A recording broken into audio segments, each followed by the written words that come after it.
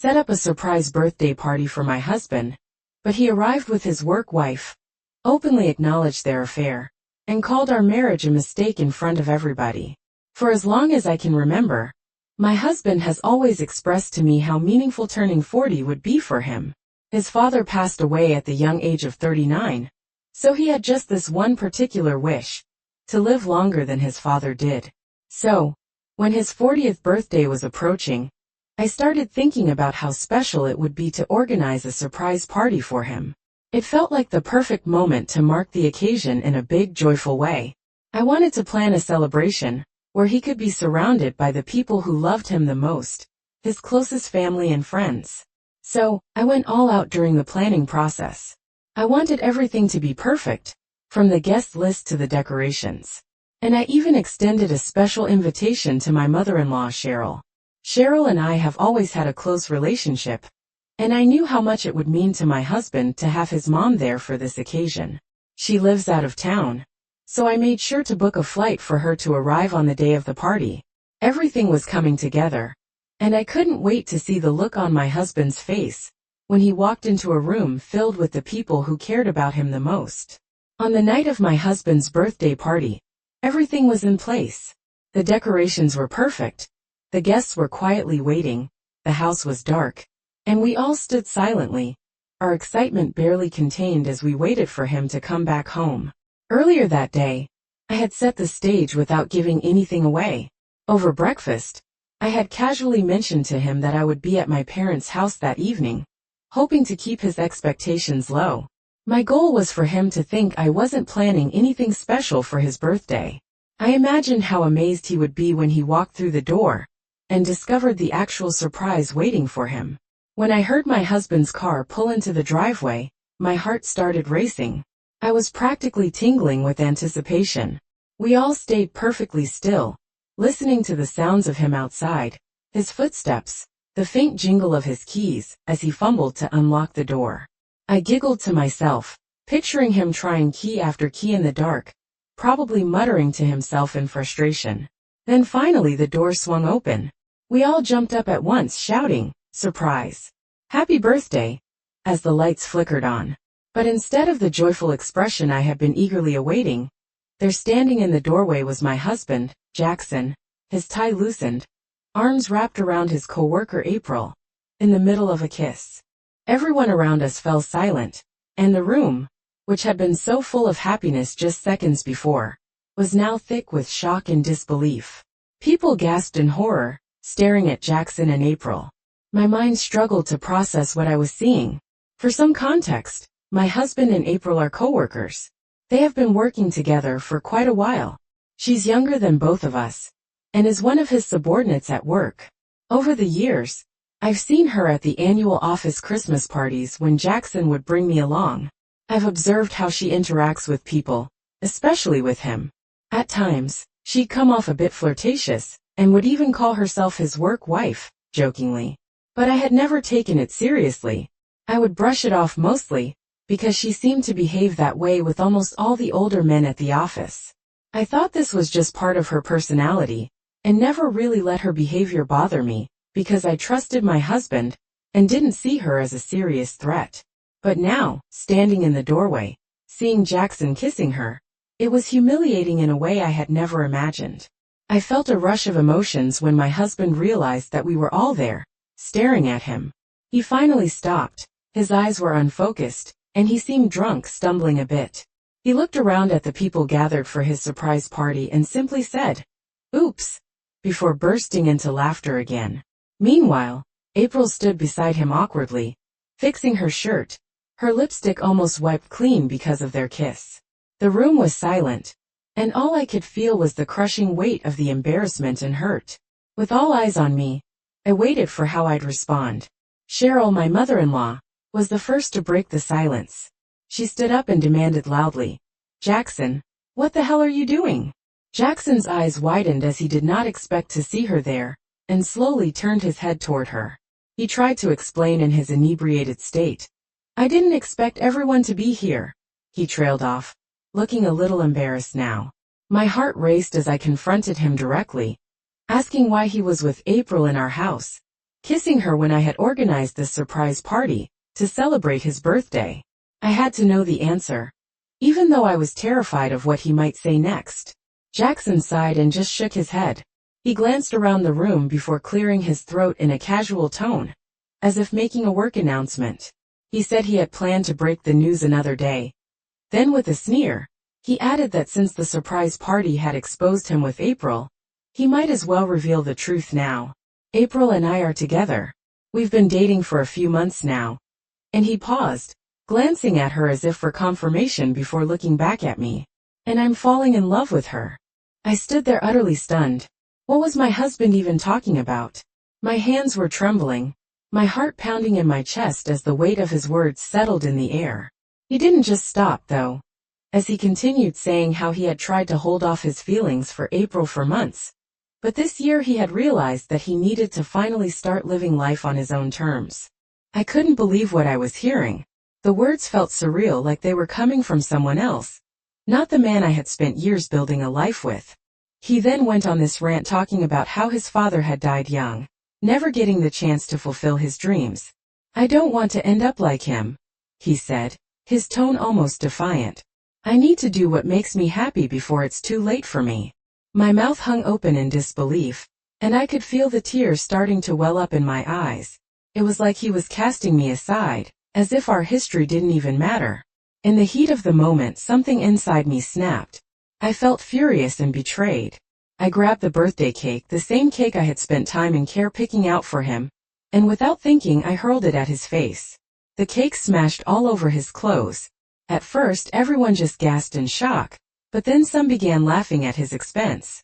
Our guests could see just how rude my husband was, to humiliate me this way, and I guess they wanted to show their support. Jackson was understandably furious as he wiped his face, his voice thick with anger echoing through the room as he screamed at me. Look what you've done! You've dirted my shirt. It was almost laughable how trivial his complaint was, given the gravity of the situation.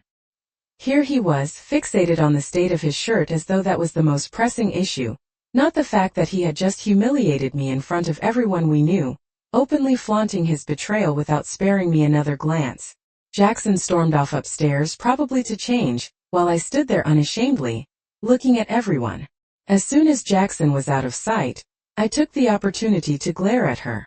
I then marched over to her, grabbed her by the hair and dragged her outside. Her shrill protests filled the air, accusing me of manhandling her, but not a single guest came to her aid. No one moved. No one even batted an eye. Even Cheryl was furiously shouting at April for having the sheer audacity to try to sleep with Jackson under my own roof, at our party, in front of our friends. Once outside, I spun her around and let out the words I had been holding in, like venom on my tongue. I just can't believe you. You slept with my husband after all the times you've seen me at this party, after you've seen us together for so many years. The disbelief, the hurt, it all came pouring out. But April wasn't fazed. She wasn't even ashamed. She just scoffed, her lips curling into a smug, defiant smirk, as if I were the one in the wrong. With disdain in her voice, she declared that Jackson wanted her, and that I had no right to stand between them, adding that he was going to leave me one day anyway. Her words felt like knives slicing through. She continued by saying that instead of placing blame on her, maybe I should reflect on why I had failed as a wife, suggesting that my inability to keep him satisfied was the reason he had turned to her. Every word she said pushed me closer to the edge. My mind could barely process the nerve of this woman. She taunted me further. He told me how you don't understand him the way I do. You don't make him smile the way I do. That's why he's leaving you. He deserves someone better than you. Hearing those words, something in me snapped.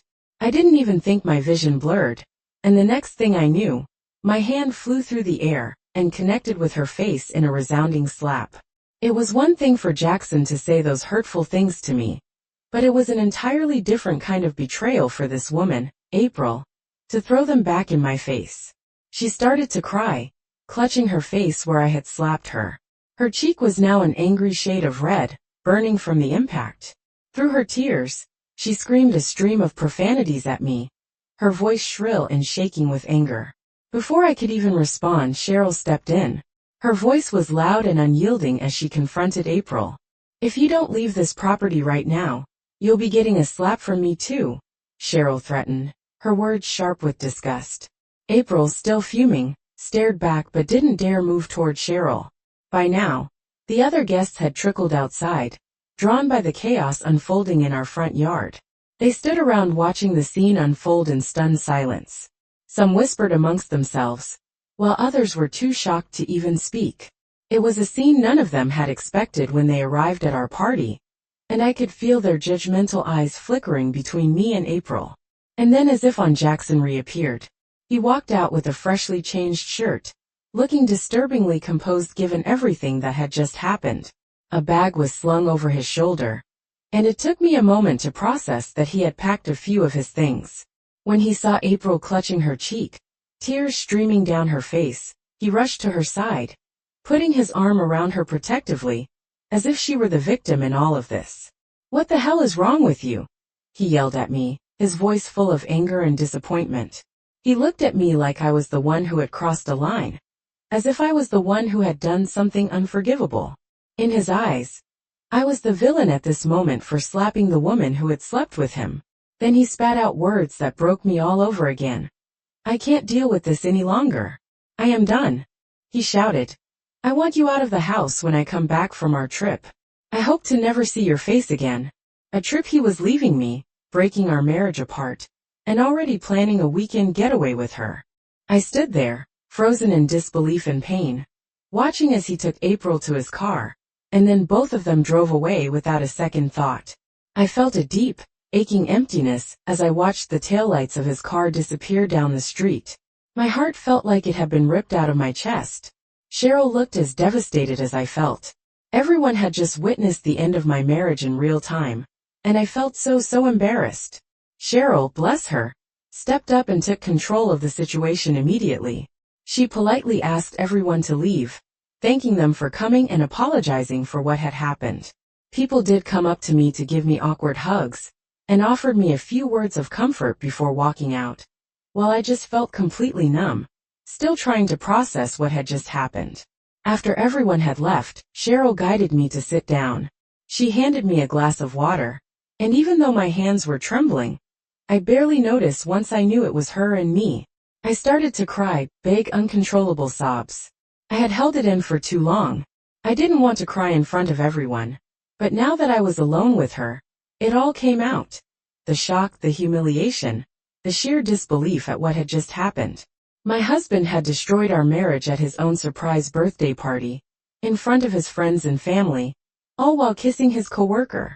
And then he had the audacity to even kick me out. Through my tears, I confided in Cheryl that I was completely lost. I had no idea what to do, where to go, or how to rebuild my life. I had invested so many years into this marriage, caring for my husband through his illnesses, cooking, cleaning, and even giving up my career because he always wanted a stay-at-home wife. Now he had ripped the rug out from under me, and was leaving me with nothing. I was lost physically and emotionally. I couldn't imagine packing up my life and leaving the home we had shared for years. Hearing this, Cheryl shook her head firmly, and then reminded me of something that I had apparently forgotten. You see, the house Jackson and I had lived in wasn't truly ours. It belonged to Cheryl's late husband, a home filled with memories that she had cherished after his passing. She graciously allowed Jackson and me to live here, so we could start a family and build our life together. At the time, it felt like a gift, a fresh start for us in a place filled with love and support. But now, everything about that life had shattered, and the weight of what Jackson had done was more than just a betrayal. It was a violation of the very trust Cheryl had placed in us. "After what my son did to you, I'm embarrassed to have raised such a monster," she told me. Her voice was thick with sorrow, the kind only a mother could feel when she realized her own child has become someone she barely recognizes. She wrapped her arms around me, and the hug felt like both comfort and a promise. She then looked me straight in the eyes and said, "This is my house, and I decide who lives here, and I'm choosing you." Her words were a lifeline, offering me a sense of control in a situation that felt wildly out of my hands. She continued to say how she wasn't going to let Jackson and April get away with what they had done. She wanted to teach Jackson a lesson, to show him that his actions had real, painful consequences. She continued with a firm voice, stating that he needed to be reminded that destroying a marriage and walking away would not happen without paying the price. Then she added something that made me smile, even in the midst of all the chaos. There's no way I'm letting April Sconia move in here with my son. She's not ruining my family home. Cheryl's protectiveness over me was something I hadn't expected, since I thought she would eventually support her son. But here she was instead looking out for me. Jackson might have thought he could walk out of our marriage and into another woman's arms. But Cheryl and I were about to show him that life wouldn't be that easy. I admit, hearing Cheryl's words had given me a sense of relief, and it was like a weight had been lifted, knowing I wasn't going to be cast out of the house I'd called home. Cheryl's backing gave me the strength I needed to take control of the situation. So long story short, over the weekend, I signed a proper rental agreement with her, making everything official. I wanted evidence, something concrete that would prevent Jackson from ever kicking me out. With the agreement in place, I knew I had solid ground to stand on. That same weekend, I methodically packed all of Jackson's things. It was oddly therapeutic, boxing up the remnants of the life we had shared. I piled them neatly on the porch outside, where he could easily collect them when he returned from his trip. It wasn't until a week later that I finally noticed his car pull into the driveway. By that time, I had already made all the preparations. I'd installed security cameras outside the house, because I knew what was coming. I needed the cameras for my own protection, just in case things went sideways. I had also changed the locks. There was no way I was letting him barge in here and disrupt my life again. Sure enough, when he tried his key in the door, nothing happened. He fumbled with the lock for a moment, before realizing he was locked out. His face twisted in frustration, and soon enough, he started banging on the door. His fist struck against the wood like a relentless drum. "Open the door!" he yelled, his voice thick with frustration. I watched him through the camera, feeling oddly calm. I wasn't about to let him back in, not after everything that had happened. So instead of opening the door, I spoke to him through the intercom. My voice was as casual as I could make it. "What are you doing here, Jackson?" I asked, sounding almost bored. His response was instant and furious. He began yelling, accusing me of overstaying, and that he had given me plenty of time already to pack my things and leave. He insisted that I should have gone by now. His voice was laced with contempt as he ranted about how tired he was of me, how he couldn't stand my so-called neediness and desperation anymore. By continuing to stay here, when he had clearly ended our marriage in front of everyone, he didn't want to deal with me. He just wanted the divorce, and for me to disappear from his life. His eyes then fell on the boxes packed outside, and he became silent. I guess he must not have realized earlier that those were his things outside.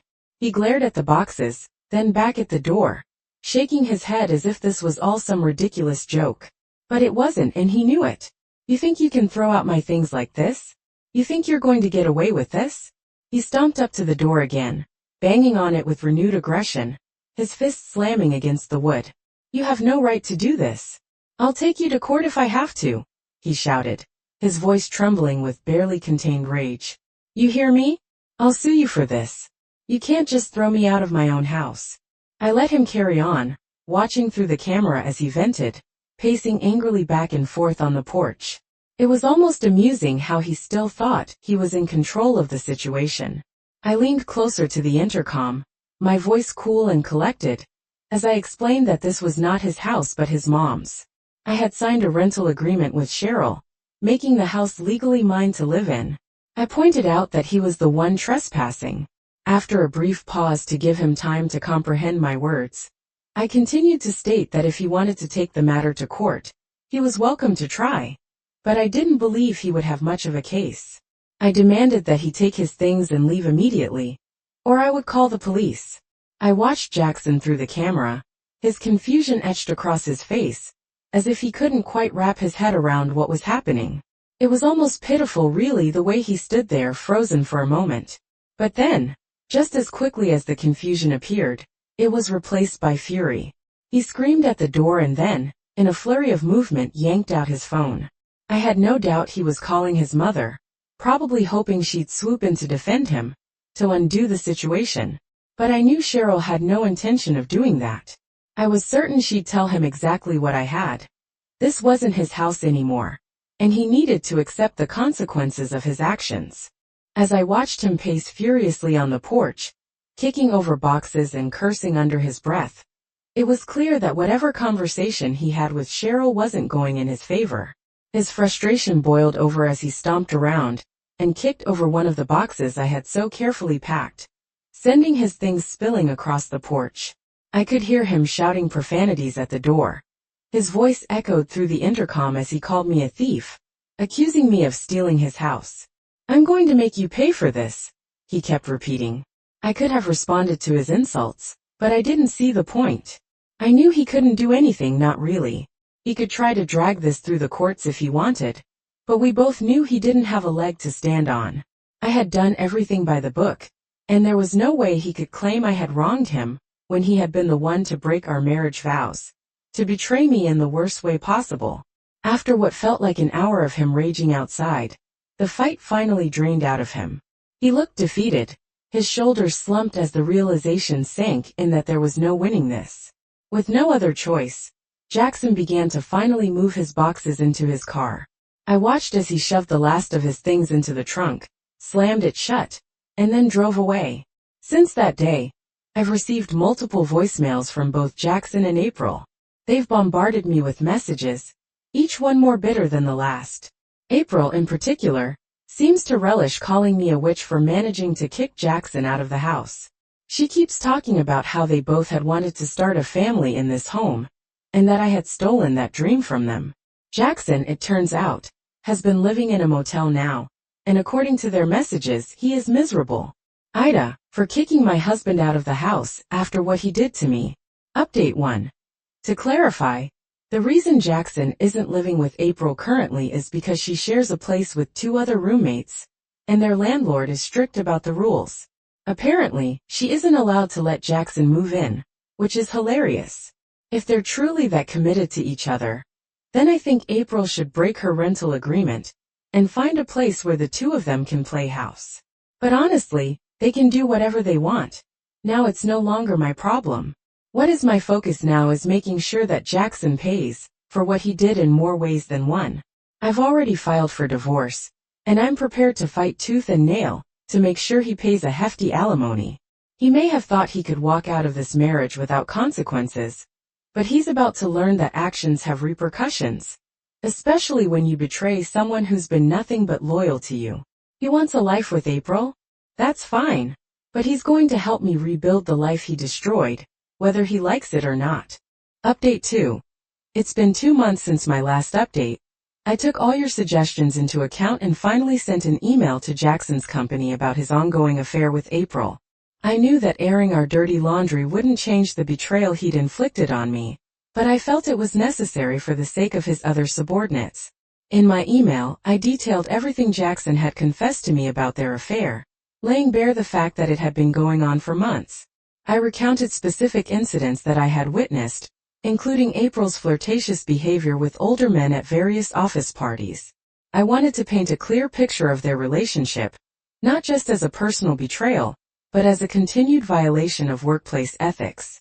To my surprise, after a week of silence, I started hearing from some of Jackson's coworkers who had also become my friends over the years. They told me that the HR department had launched a full investigation into the matter. I hadn't expected the company to take my email seriously, but it seemed word had gotten around about his favoritism toward April over other employees. He had been giving her preferential treatment for a long time, which had always raised eyebrows and led to murmurs of discontent within the office. So, the combination of my detailed account and the complaints from other employees forced the company to investigate. Jackson's affair was no longer a private matter. It had crossed into professional territory, and that changed everything. Days later, I learned from my friends that Jackson had been fired as a result of the investigation. I could hardly contain my satisfaction at the thought of him being let go, stripped of the privileges he had taken for granted while engaging in this affair. As for April, I am not sure if she will face the same fate. There are whispers among my friends that HR is still looking into her role in the situation, but I haven't heard any definitive news. Part of me hopes she faces consequences too, but I also realize that it is ultimately out of my hands now. For anyone who's worried about my alimony situation, and whether I'd be entitled to anything once Jackson gets fired, rest assured, I'm in a good position. Over the years, Jackson has earned a substantial income, and I've realized he hardly ever spent any of it on us. We never went on vacations, had very few date nights, and he rarely bought me anything. Looking back, it's clear that the red flags were always there. I just didn't want to see them. Anyway, my focus is solely on finalizing the divorce. I'm committed to making sure I get what I deserve. I've been through too much to settle for anything less than what's fair. With Jackson's job loss and everything else that's unfolded, I feel like I'm on the brink of a fresh start. I'm ready to move forward. Update 3. It's been 7 months since my last update. Sorry for my late update, but I have been divorced from my ex for some time now, and have started dating again.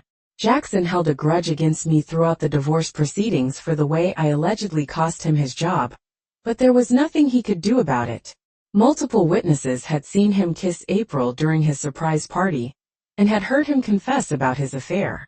In the end, I didn't receive a massive settlement during the alimony negotiations, but I did get more than enough to start rebuilding my life. The first thing I did after my divorce was go on a solo vacation by myself, and lounge on the beach all day, sipping cocktails. I am currently working part-time at my friend's boutique, and plan on applying for full-time jobs in the future. Cheryl and I have continued to be in each other's lives. She has been a solid rock for me throughout this ordeal. Her kindness and understanding have given me the right space to heal. As for Jackson and April, they are still dating. Apparently, April was never fired from the company, but I've heard that her coworkers no longer trust her. Most of them seem to have distanced themselves from her, as they don't want to be associated with someone who has been at the center of such a huge company scandal.